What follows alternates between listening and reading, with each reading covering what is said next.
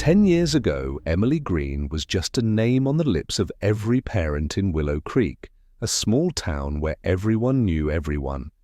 She was the girl with the bright smile and the laughter that echoed through the hallways of Willow Creek Middle School.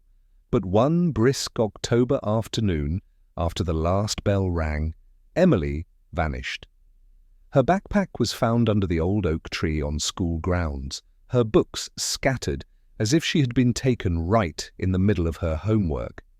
The town searched, the woods were combed, rivers dredged, but Emily was nowhere to be found. Her disappearance became a ghost story whispered among the students, a cautionary tale of what could happen when you lingered too long after school.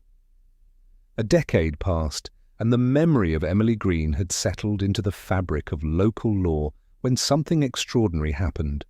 She returned. It was an ordinary school day when the new substitute teacher stepped into the classroom. She introduced herself as Miss Green, her voice carrying an odd, almost mechanical cadence. She looked like Emily, but with hollow eyes and a smile that didn't reach them. The students felt a chill, not just from the autumn air, but from her presence. Miss Green taught as if nothing had changed, but the children noticed peculiarities. She never blinked, her movements were too precise, and her laughter, when it came, sounded like a recording. One student, Lily, who had been in Emily's class when she disappeared, felt an inexplicable pull towards this woman. She stayed after class, asking Miss Green if she was really Emily.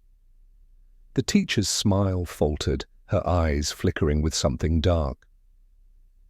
"I am what's left of Emily," she confessed, her voice dropping to a whisper. "I was taken by the shadows under the oak tree, not by a person, but by the darkness that lives there." Lily, brave but naive, wanted to understand, to help. Miss Green, or what was left of Emily, began to recount her story. She told of being dragged into a world beneath the ground, where time moved differently. A place where the living were not meant to go, where shadows had form and could speak. "Each day felt like an eternity," Emily said, her eyes seeming to see through Lily. "They changed me, made me a part of them, so I could return here. But I'm not human anymore. I'm a vessel, a bridge." The truth was terrifying. Emily had been transformed by these entities to gather souls for their dark realm.